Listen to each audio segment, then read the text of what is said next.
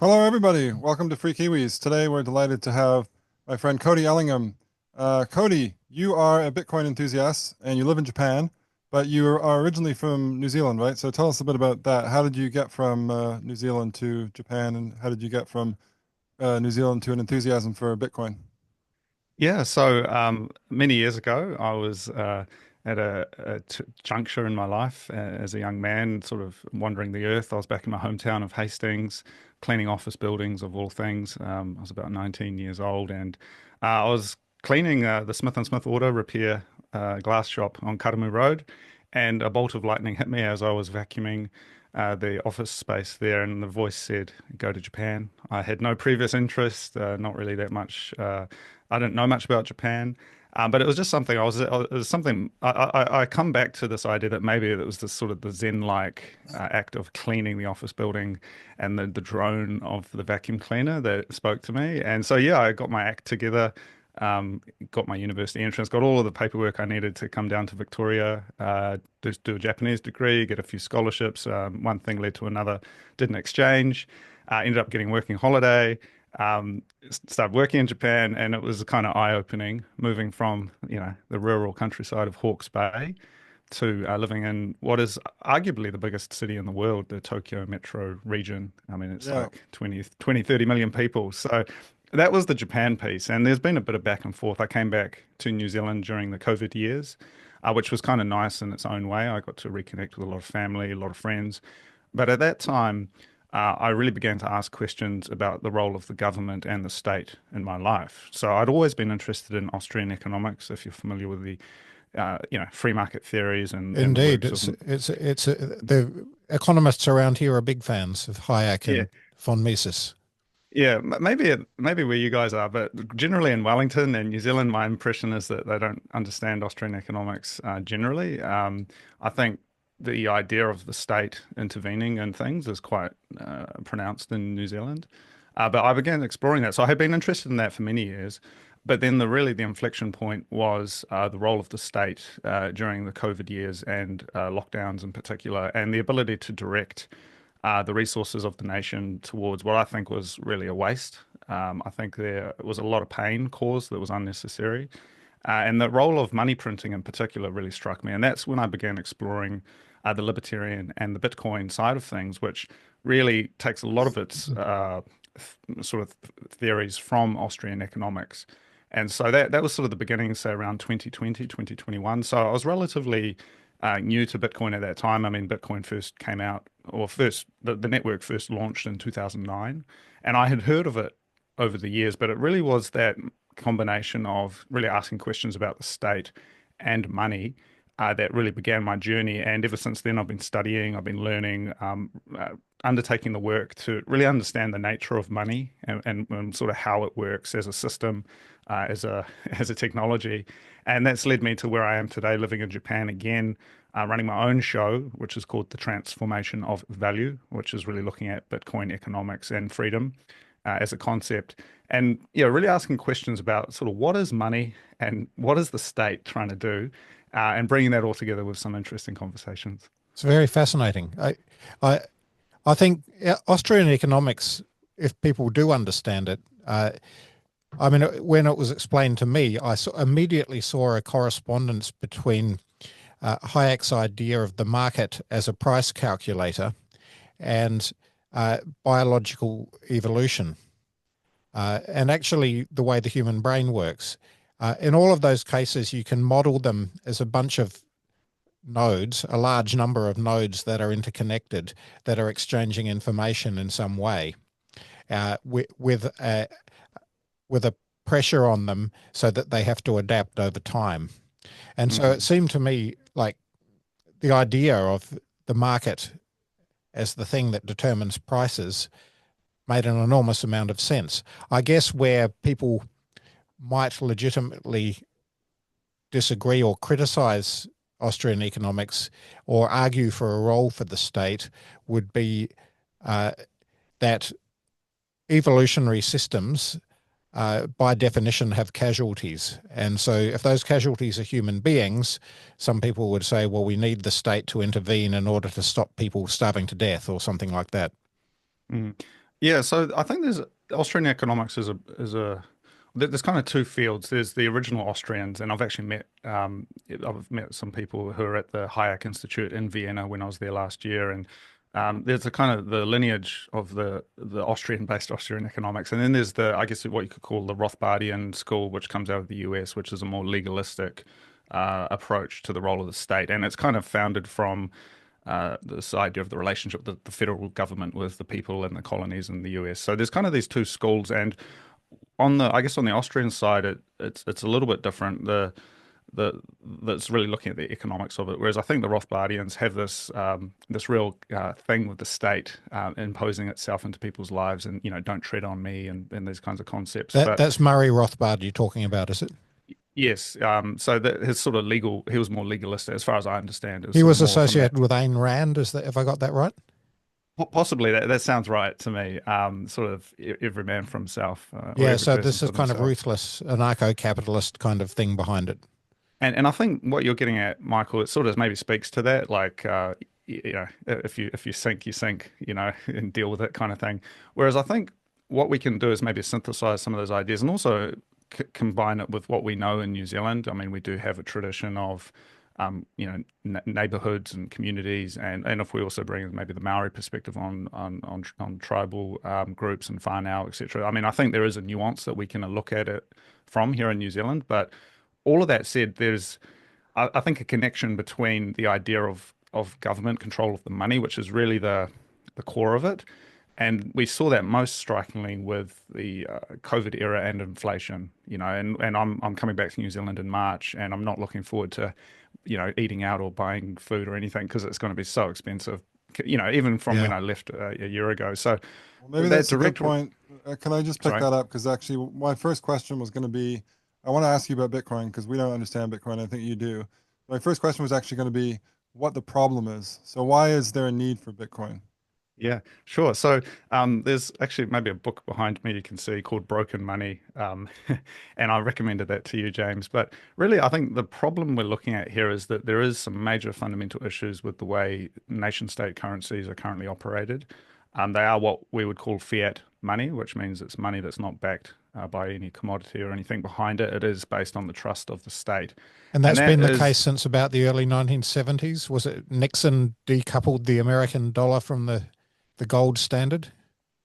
So it's an interesting situation. So the current world order effectively is, yeah, since 1971. But prior to that, there's something called the Bretton Woods arrangement, which was sort of post-war consensus around all currencies pegged to the US dollar and then the US dollar being pegged, or all currencies related to the US dollar and then the US dollar pegged to gold. So there was kind of an informal relationship to gold there. And as others have said, gold is money, everything else is credit. And so there's kind of a lineage there, but I do think there's nuance worth mentioning that I don't think it was this hard sort of cut off in 1971 and it just ended. I think Professor Angela Reddish wrote some really interesting stuff in the 90s around the history of money, and that kind of anchor to gold has always been there's been a sort of a lengthening and a shortening of that peg to gold throughout history. So, I mean, that's a bit of a history lesson, but overall, there was some connection to reality up until that point. And during periods of war, that could be revoked and then brought back in. So we saw that during the First World War. Gold was taken off the table in the UK in particular. And then post-war, they put it back on, but there had been so much money printing in the meantime that there was an inflationary period in the 20s. Um, excuse me. So there's been this kind of long, tenuous history with commodity money, and you saw countries experimenting with silver. But all of it, ultimately, the problem with gold at that time was that because it's a metal, it's heavy, it's hard to transport, it always led to centralization. And so you ended up with, you dig it out of the ground just to put it into vaults in banks and central banks. And so there was always this layer of paper money and IOUs floating around. And in the colonies of New Zealand, we were always pegged to the British pound, which was pegged to gold. So we were a little bit further away from that. So there's a lot of, I guess, abstractions and layers there. Yeah. And kind of getting so that's kind of the problem. And then where we're at today, money is now, fiat, it's all fiat money. There's no connection to reality anymore. And so you can be in a situation where the political winds of the day mean that the state can say, all right, we're going to print some money to pay for a lockdown that wasn't necessary. We're going to print some money to pay for this or that. And we all end up paying for it through the invisible tax of inflation, which we're seeing in New Zealand. And more, if I can add, more perniciously, the CPI that we talk about in New Zealand, the Consumer Price Index, that doesn't truly reflect the nature of inflation, because I think if we really include house prices and asset appreciation, that's where the true inflation rate is seen. And so if you look at the house price increases over the last 10, 20 years, it pretty much maps onto increase in money supply over time. The CPI can be messed with to give you numbers that are maybe more appealing. You can swap things out. You can change stake for mints and stuff, and it kind of leads to a certain degree of you can kind of hide the truth of The ability for inflation. governments to pretend that inflation isn't quite as high as it is. And Yeah. it's interesting, you invoke the COVID experience. As a person with pretty strong sympathies for libertarianism, I also found that period extremely challenging on all kinds of fronts, not just the economic one. The fact that the state was telling people that they weren't allowed to leave their house and that they had to get vaccines and so on. I found that it was an egregious breach of liberty.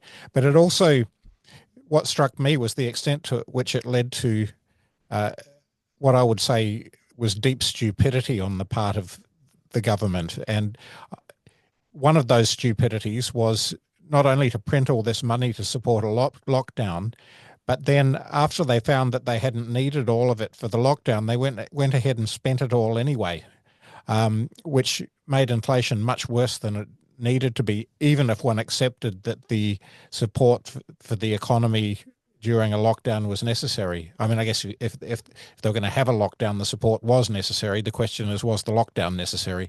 But that's a different question. But it does seem to me to illustrate the problem with the idea that states can run economies. It, You mentioned the sort of stupidity of the government, Michael, and I would say stupidity is a humanizing kind of a word. It's implies that there's some sense that there's some agency or there's some intellect that could be stupid, but the state itself is unable to know anything. It really, again, you come back to Hayek's the use of knowledge in society, which I that's think true, is although we large. might hope that a minister of finance would understand the consequences of printing money. Oh, you would be surprised. You really would. They operate on a different paradigm to you and me because they don't have to keep a budget. Really, there's they can. It's political ultimately. It's a social thing, and there's no real reality. If you're running a business, you have to understand money and you have to understand budgeting. But as a government, you can always smooth it over, and conveniently, there can be an emergency. There can be something that comes up that They don't get overrides everything that. wrong, do they? I mean, if you compare states across the world, some states perform better than others, and that suggests that if you test states against reality, so liberal democratic states, for example, seem to do better with some things than authoritarian states. Interestingly, though, some authoritarian states can get things right as well. Somewhat, yeah, And but I think over the whole set of countries, I mean, liberal democracies are associated with higher rates of growth. And there's a yeah, whole debate about whether this is causal, but I think recent scholarship suggests that it might well be. So I'm just trying to yeah, say, yeah, I think states have issues, but it's not the case that the New Zealand government just is constantly collapsing and getting everything wrong, right? yeah. I mean, I guess there's layers of thinking here where there's the abstract concept, and this is maybe the Rothbardian thing that the state is always wrong and it can never get anything right, and everything it touches, goes wrong. But then there is the reality we've seen where maybe there is innovations or there is things that are less worse. And I think being able to have both of those realities, or kind of the absolute that the state is never right, and then the sort of more nuanced of like, well, what have we got to work with? And is it better than the alternatives? I think that's where there's room for discussion. But for me, this is all very political and it can be quite confusing. And the place where it's in my study, and this is where we get to Bitcoin, the place where that's most pronounced is the relationship of state and money. And I think there's an egregious connection between those two. And really, the Bitcoin concept, and we can get into that, is this idea of the separation of state and money. Because if the government couldn't print money and it couldn't unilaterally do these things, it would maybe become a lot more smarter, and it would be unable to commit things that are economically bad or that are, not good for the citizens. Because at the moment, because it has that right, of course it's going to use it. It's a bit like Chekhov's gun. If it's sitting there, it's going to use it eventually, even if they say they won't. And so, if we come back to this kind of history and genesis of Bitcoin, it actually stems from a long history of attempts to utilize the internet for building a new kind of universal currency. So through the 1990s and the early 2000s, you saw this kind of emergence of what was called the cypherpunks, which was effectively a mailing list of people working on encryption and internet technology to try and build a new form of money for this new internet at the time. And this failed for a couple of reasons. So at the time, they were trying to do money, but it was always ending up being centralized on some server, or it was kind of like a ledger system where it could eventually be co-opted. And there was a number of failures. We saw eCash, Liberty Dollars, a few different projects that kind of tried to do internet money.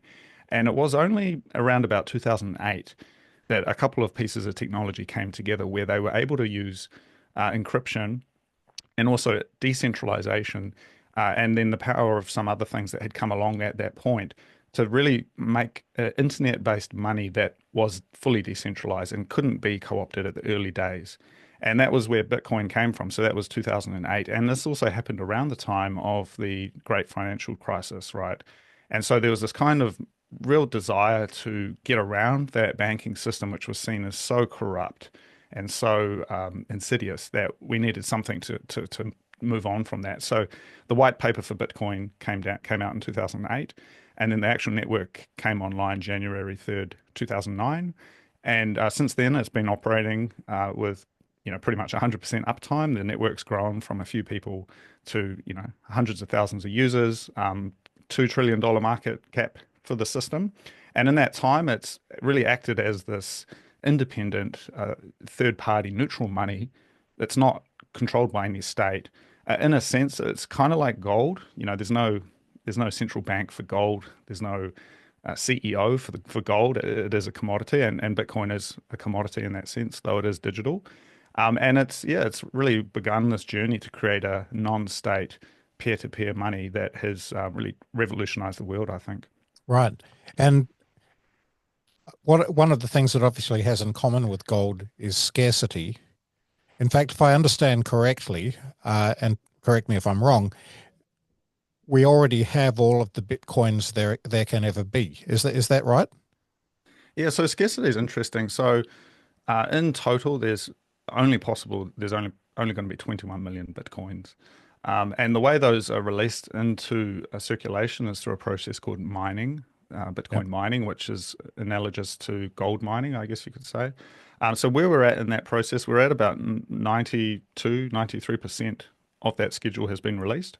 And it's a little bit complex, but the release schedule, every 4 years, the amount of Bitcoin being released halves because it is a blockchain. So every 10 minutes, these blocks are being mined, and each one of those blocks releases a little bit of that Bitcoin to the person who mined it as a reward.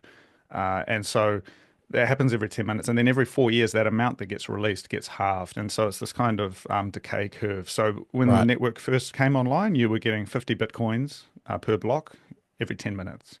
And then 4 years later, that got halved. And so where we're at today, it's 3.125 Bitcoins, which is what, 300 and something $1,000 US every 10 minutes to the miner who finds that block. And part of that process is you have to spend electricity to, Right. electricity has to be spent to find that block.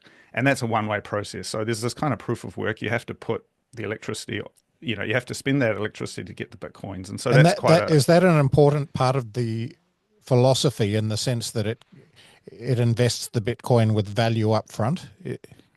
so we can get a bit academic on it. There's a couple of ways to look at it. I think there is a concept that the value is there from the electricity that's being spent. I don't think that's entirely true. I think really at a first order that secures the network because long story short, if the whole network is competing to find that block and they're all spending electricity, if the United States government or another actor wanted to co-opt the network, they would have to spend more electricity to do Right. that. And But so, if it was free to find Bitcoin for some reason, you didn't have to spend any electricity. It just kind of magically appeared in your computer if you ran a program, then I guess everybody would run that program because why not? What difference, if any, would that make to the viability of Bitcoin as a currency? yeah, so the interesting thing is when the network first came online, it was effectively almost zero cost to find Bitcoin. You could do it on your laptop, your personal computer. It was very easy. Whereas as it stands today, you need relatively specialized machines. It takes a lot of power, and it's always teetering on the edge of profitability if you're mining. I mean, I mine myself, and it is quite difficult. But in that same period of time, Bitcoin has gone increased from basically literally zero value. It has monetized into having value. And so there's an interesting relationship there. So the question, if it was free to mine Bitcoin, what would happen? Well, straight away, I think what would happen though is you would lose the security that you get with having to do the proof of work. And so anyone could come along and say, well, we're going to invalidate previous transactions because the way the blockchain works, you're adding these blocks and each block is cryptographically linked. And so if you were to go back in time to the very beginning of Bitcoin and it was free to mine those Bitcoins, you could always go back and reorder the blocks and mine a separate chain that actually becomes the longest chain with the most proof of work. And then that becomes what Bitcoin is. That's the canonical chain that we're all looking at to get our value from because Bitcoin doesn't exist in any one place. It's a decentralized network. It's the blockchain lives on everyone's node that's running Bitcoin So what software is a around. blockchain exactly? Can you explain that a little bit? Yeah, sure. So, so blockchain, and it's important, I should clarify as well, blockchain is used as a buzzword. Bitcoin is the only thing that matters in this conversation. There are other so-called cryptocurrencies, and they may use blockchain technology, but it doesn't matter unless it's decentralized. And so the whole raison d'etre for blockchain is to cryptographically link these groups of transactions to one another. Think of it like a chain, right? And that is immutable when it's secured by that proof of work. So you can't go back and edit 5 blocks ago because that would invalidate all subsequent blocks because they're linked together with this cryptography. And so in a way, it makes this immutable ledger that also doesn't exist in any one place. It exists on everyone's computer. And so they have to come to consensus about what is the truth of these financial transactions that we're basing our entire ledger off. And if I can give you an example, so if you have a spreadsheet, in Wellington, in the Reserve Bank of the Treasury, they have a spreadsheet with all the money, and they can add zeros, they can put money into your bank account, they can take money out. Basically, that's a simple way of putting it. With Bitcoin, that spreadsheet exists on everyone's computer, and it needs to match perfectly. If it doesn't match, the person who doesn't match is kicked off the network. And so everyone agrees that this is the spreadsheet. And to add a row into that spreadsheet, you have to have a transaction in a block. And to get that mined, a lot of electricity has to be spent to guarantee that. And then it's locked in at that point, if that sort of makes sense. So what's the point of the proof of work then? Like, why make people, I guess this goes back to Michael's question, why make people spend all that money and all that energy to do the so-called proof of work? Okay, so this is where we get to the really blockchain and the proof of work in Bitcoin. It is so important that we have good money, that we have sound money. If we have broken money, the world begins to fall apart. We run into all sorts of issues. And so Bitcoin and money is the only thing that's really worth spending this amount of energy on, but it's actually a really important thing. If we didn't have to spend electricity like this, it could be co-opted, it could be changed at the whims of a government, it could be hijacked or whatever. Bitcoin, as it stands, is the most secure network in the world, and it means we have the most secure money in the world, the most auditable, Yeah. assailable. It's got all of these attributes we need for good money. That's why it's important. Okay, but the way I understand it, this proof of work is actually supercomputers now doing incredibly difficult mathematical problems, right? That's what's actually happening. And that is what So, recreates the blockchain every time it so gets recreated? okay, so just a couple of technical things here. So, supercomputers isn't quite the right way of looking at it, and incredibly difficult is also not the right way of looking at it. It's actually a relatively straightforward algorithm called SHA-256.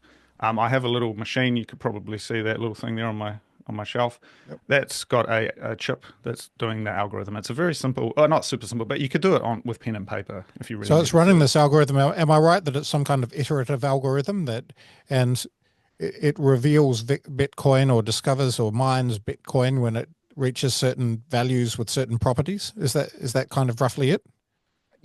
So it is a little bit technical, but effectively that all it is it's what's called a hashing function, and all it's trying to do, all you are actually trying to do is find a special kind of number with a certain number of zeros at the beginning of that number. It's a very large number, and everyone is just looking for that number. It's one thing and one thing only, and I mean there's a little bit more detail to it, but that's what all of the miners are trying to do.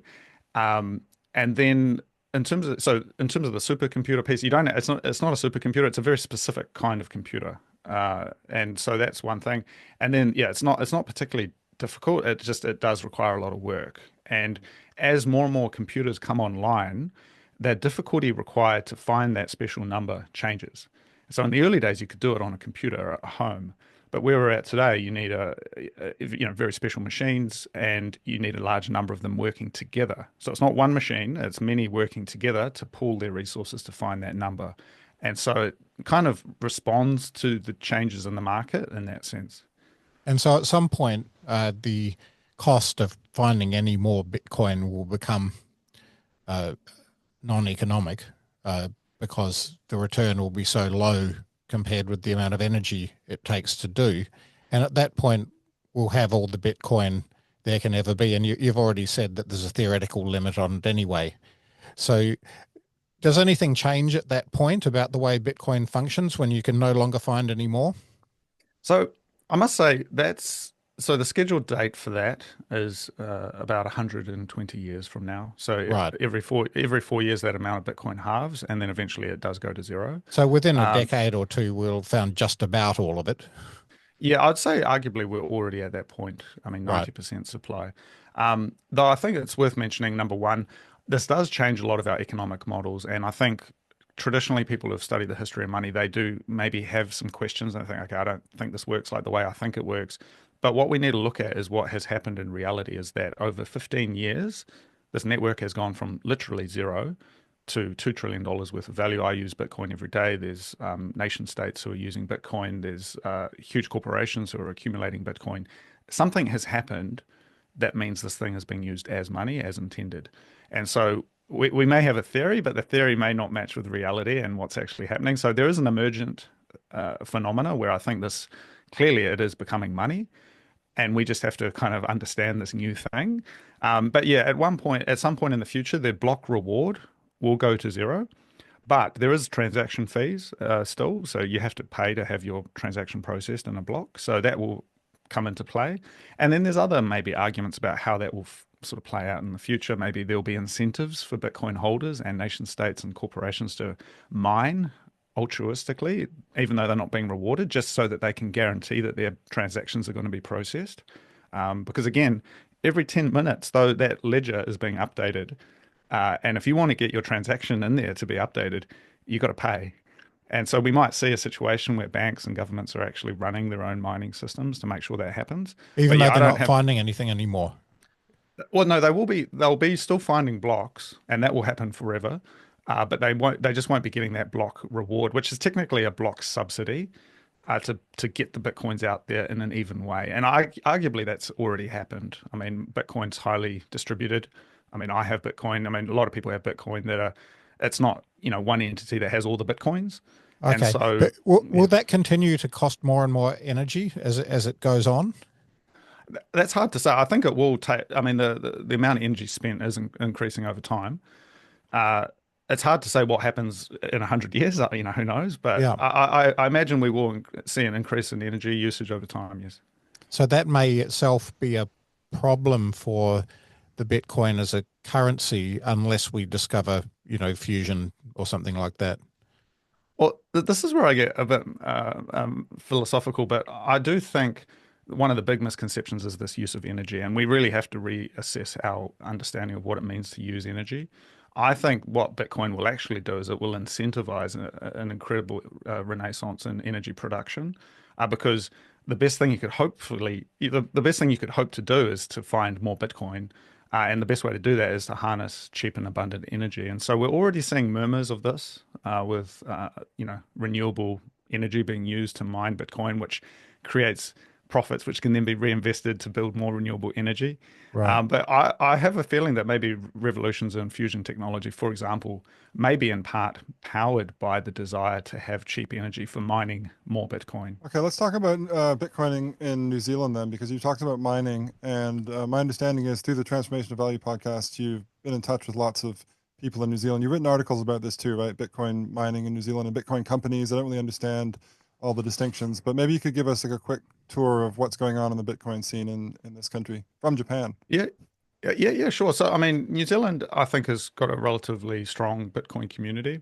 A lot of people, certainly through the COVID era, saw that there was an issue with the way the state has grown and there's issues with money. So there's kind of this backbone of Bitcoiners.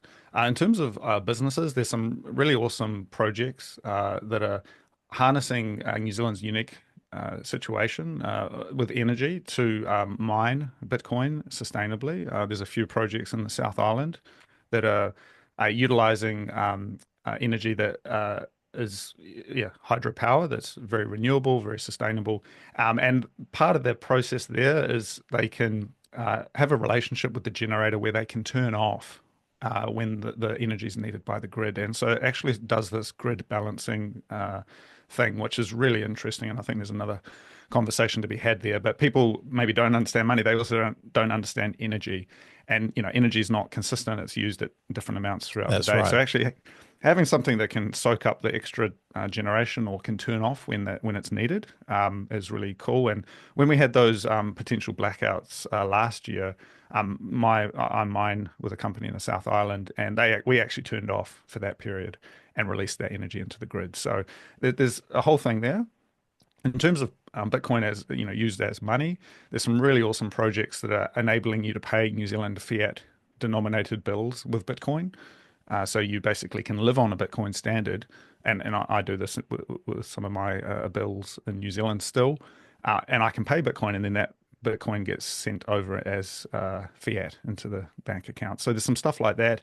There's a few open source projects. There's some really awesome communities and meetups and things. So there's definitely a strong backbone. And again, it's non-nation state. So we are sort of in this thing where it is legal in New Zealand to own and use Bitcoin, and it's definitely I guess early days from the regulatory perspective, but Well, I was certainly going to say, what happens when say we reach a scenario in the future when decentralized currencies become very widespread and really start to threaten fiats as state issued fiat currencies as a means of transaction. Surely at that point, nation states are going to get upset. I mean, at the very least, governments are going to want to tax it, and I don't know enough about it to know whether governments could have the oversight required to make sure that people were paying their taxes. And at a certain point, nation states might just say, well, we're not doing this anymore. It's illegal to use Bitcoin or any other kind of distributed currency because it's threatening essentially our power. Yeah, so we're getting right into the hegemonics then. So I think the way to frame this is Bitcoin is very similar to the internet, and internet brings a lot of things to light, and it means you can't hide behind propaganda like you could maybe 50, 60 years ago. I think Bitcoin is very similar to that. It rolls out, incentives align. There's people in the New Zealand government that I know. There's people who are holding Bitcoin individually who will benefit from Bitcoin. I think the ability to outlaw it in New Zealand those days are gone. I don't think that will happen. But there is regulatory aspects of, who you can send it to and these kinds of things that may come into play. I think there's more nuance, and I'll be happy to talk to you as well a bit more about this, Michael, in the future. But I think the concept of decentralized currencies, really, there is only Bitcoin. Everything else is some sort of utility token. It doesn't really work Right. as money. Bitcoin only. The real threat, Is that in practice or in theory? Could you imagine other things that did have the kind of qualities that Bitcoin has being invented, or are you convinced that Bitcoin is the only real one there will ever be? Well, we can look at this historically. The countries that were successful in the historical period were the ones who used gold. If you used copper or silver as money, you eventually lost. The bimetallism didn't work. Gold is the one that everyone agreed on. The internet is the protocol everyone agreed on.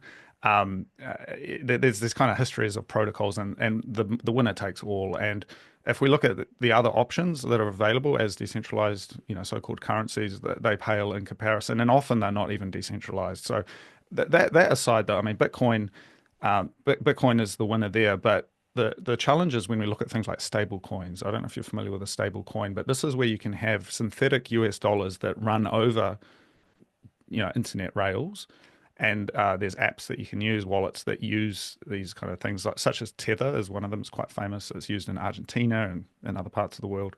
And effectively, what that is it's a US dollar, synthetic US dollar. And I think if we're from the perspective of, say, the Reserve Bank of New Zealand, it's actually the stable coins that present a much more real threat, because if the New Zealand dollar does hit some turbulence, US dollars are always welcome. I mean, I like getting paid in US dollars more than New Zealand dollars. If we get into any trouble, I think that's where people are going to fly to. So I think that's where their focus is, and I think it's sort of TBC on the relationship between stable coins and Bitcoin. I think there's going to be some interplay, but both of those are sort of the future when it comes to looking at the New Zealand dollar. I don't know what the future looks like there. There's talks about digital cash, a New Zealand digital dollar, but really it's hard to say what the relationship is. But if people don't want it anymore, unless you throw capital controls into the mix, they'll just buy Bitcoin and they'll get Yeah. out a New Zealand dollar. Just a So historical yeah, note. I mean, I think Athens is an example of a state that actually was pretty successful just with silver. I mean, silver was the main metal that they used in their currency. But I think you're right that most other states, even in the ancient world, sort of went to gold at some point. Um, so Cody, I mean, I'm really interested in Bitcoin, as you know, and I read Len Eldon's book, which I think was fantastic, Broken Money, and I'm really interested in the political ideas. But then when I think about investing in Bitcoin, I did invest a tiny bit in Bitcoin. I think I bought sort of 0.0014 Bitcoin or something. I sort of think, well, is it really an asset? I mean, it doesn't get me a revenue. It's really a speculative bet, right? I'm just betting on Bitcoin going up. And I'm thinking, well, the reason that people think Bitcoin is going to go up in the long run is because people are going to start using it as a currency.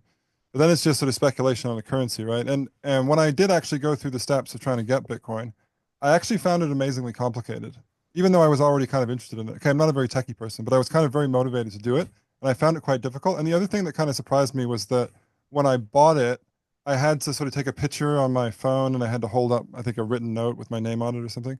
It was a lot less anonymous than I'd been led to believe. Like I thought one of the advantages of it was meant to be sort of perfectly anonymous, kind of like cash.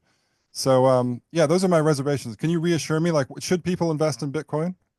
yeah. So firstly, the word investment, I can't provide that advice, but the way I think of it, it's not investment, it's savings, and this is a radical take, but what you mentioned just before, you had to show your ID and all of that. That's what we would call KYC, know your customer. This is global US led, system to basically get to know everyone and fingerprint everybody. And this is a relatively new sort of slow boil that has happened over the last 20 or 30 years. You can't use money anonymously anymore. And there's some real big challenges with that. So straight away, the way you've been talking about buying Bitcoin through a regulated exchange, which is fine, you do have to provide ID for that. But you could also just give someone some cash and get some Bitcoin, or you could earn Bitcoin as doing some freelance translation or whatever it is that you want to do. You can just get paid straight into your wallet. So there's different ways to get access to Bitcoin. And so I would say it's not that you need to give your ID. It's just currently the easiest way for most people is to go through an exchange where you have to do that. In terms of the steps to getting a wallet, I mean, that is relatively straightforward. You just download a wallet onto your phone pretty much to get started. It's not that major, but yeah, just to buy it off an exchange, there's a bit of work there. Um, but yeah, the investment versus savings thing, I mean, the way I think about it, let's play out the picture here. All nation state currencies over time lose their value.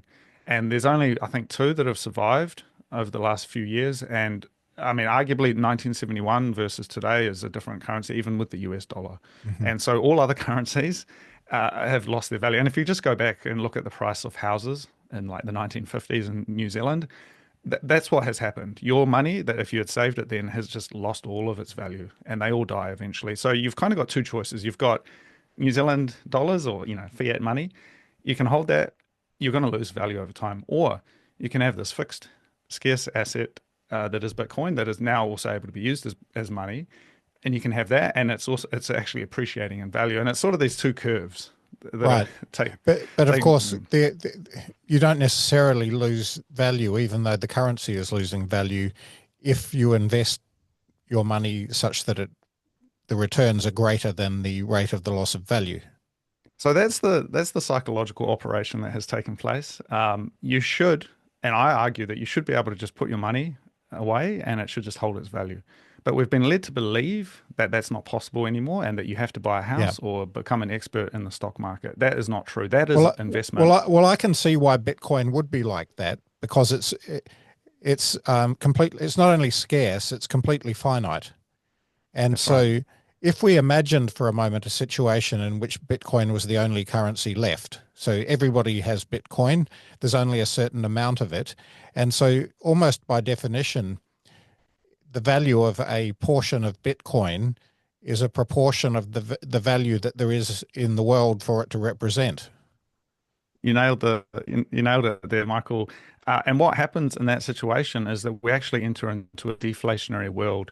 And arguably, and this is again a little bit out on the curve, but if you read something like The Price of Tomorrow, which is a great book by Jeff Booth, he sort of argues that we are entering into this new era of AI and everything that's happened where we ought to be experiencing a deflationary world where everything just gets cheaper forever. And because of the nature of central banking over the last 50 years or whatever, that's been taken away from us. And so now it's actually feeling harder than ever to get a house or to get onto the ladder or any of these things. And that's, I think, a function of fiat money is it loses its value. You get winners and losers, and you have to learn how to, climb the ladder and invest in stocks when really you should be able to just put your money away, focus on your vocation and be successful. And I want to add as well, just with the history of gold, I mean, there's a, back and forth here, but gold is very simple. You just hold the gold and it holds its value, And I mean, there's sort of fluctuations in the supply of gold if you find a lode somewhere, but I think it's analogous to that. You don't have to do all of this financialization. It's You don't have to scarcity have all. that drives it. And what causes fiats to lose their value is that governments can't resist printing more when they need it. And so Yeah, you just water down its value that way. Yeah, and it's effortful to get more gold, right? It's hard to kind of dig Right. gold out from the ground, which is similar to yeah. Bitcoin. That's the idea of mining, right? That's why it's the metaphor. Yeah, and I think, I mean, I do recommend everyone go and check out the Bitcoin white paper. It's only like 9 pages, but when the first paragraph talks about removing that need for trust, Mm. I mean, trusted third parties, they've always caused issues. And we're only one climate change emergency or one pandemic away from the government printing even more money. And I hate to say what happens if there's something maybe a bit more like a war or a terrorist Mm. situation where they suddenly say, hey, we're going to just put temporary capital controls in place. Yeah, one of the things I liked about Lynn Alden's book was that she also refers a lot to the third world. She sort of makes the point that it's not just about people in the first world sort of suffering from inflation, which might seem kind of like, well, it seems kind of serious to me, but it might seem like, oh, it's not such a big problem. It's 3 or 4% a year. Who cares? But she was saying, currencies can be extremely volatile in the third world. When you don't have much money to begin with, that's your life savings. You put them into some kind of whatever peso it is, and it's kind of inflated away within a few years. It's a terrible thing. And so it's interesting that you think of Bitcoin as a kind of technologically advanced thing, but I understand that it's actually making inroads also in places like South America and Central America.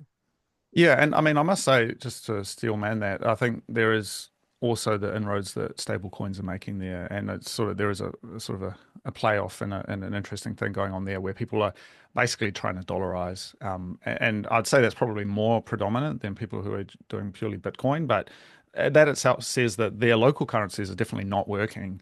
And there's an argument that there's kind of a neo-colonial thing going on where effectively everyone's starting to move to US dollars. And Well, I think it's the status of the American dollar as the reserve currency, right? And but that isn't guaranteed for all time. So the only reason that those stable coins have the power that they do is because they're backed by the American dollar. But the American dollar is not secure in the long run. Which I guess is an argument for why Bitcoin might be the Right. coin to choose if you are interested in this revolutionary aspect of cryptocurrency, right? That it sort of actually helps to decenter the United States from its position as the global hegemon in the financial system. yeah, and I would just add as well, I mean, there's a lot of layers that can be maybe hard for people to consume, but the idea of trustlessness actually also extends to states. And so we've seen with the Russia-Ukraine war and the weaponization of the SWIFT network. And SWIFT is, I guess, the way you would send money between countries, as a nation state. These are the rails for, sending money from New Zealand to Germany or whatever. That got weaponized. And so you had this system where the Russians weren't able to access the US reserves and all sorts of stuff. And so I think as that plays out, and maybe there's something with China, who knows, with the BRICS countries, they're all going to say, hey, we can't trust the US anymore, but we can trust this trustless money, which is called Right. Bitcoin. And I think that's where we're going to see some interesting geopolitics unfold in the Yeah. next We've also decade. seen governments like the Canadian government under Justin Trudeau weaponize the banking system against dissidents. Yeah, there's a really good Yes. article about that I read recently. I think the author is called Mike Pinkowski, something like that. And yeah, he tells this whole history of how initially it really started with 9/11, and initially governments were very loath to sort of weaponize these financial systems, which were supposed to be neutral against terrorists. But at least in the early days, it was actual, full-on terrorists, Al Qaeda, and that kind of thing. And then gradually over time, it became, well, we can use this, there's a tool there, there's a weapon. And so governments were tempted to use it.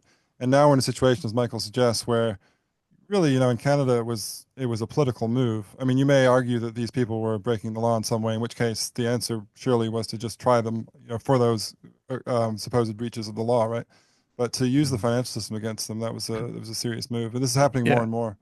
Yeah. I mean, it's Chekhov's gun. If it's there, it's going to be It'll used. be used. Yeah. And I guess my concluding sort of thoughts on all of this would be with Bitcoin in New Zealand, anyone listening out there, I mean, certainly there's some great resources. Check out my show, The Transformation of Value, or, flick me an email. I mean, there's some really awesome community meetups as well, like BitKiwi, which having a meetup in Queenstown in March, I'll be going to. And there's a bit of a grassroots movement, but there's no company behind any of this really. I mean, there are Bitcoin companies in New Zealand, but there's no centralized resource. And so it certainly is a lot more grassroots. And I would reiterate that it's really important people look at Bitcoin and everything else that's called a cryptocurrency. Effectively, in my opinion, they are scams.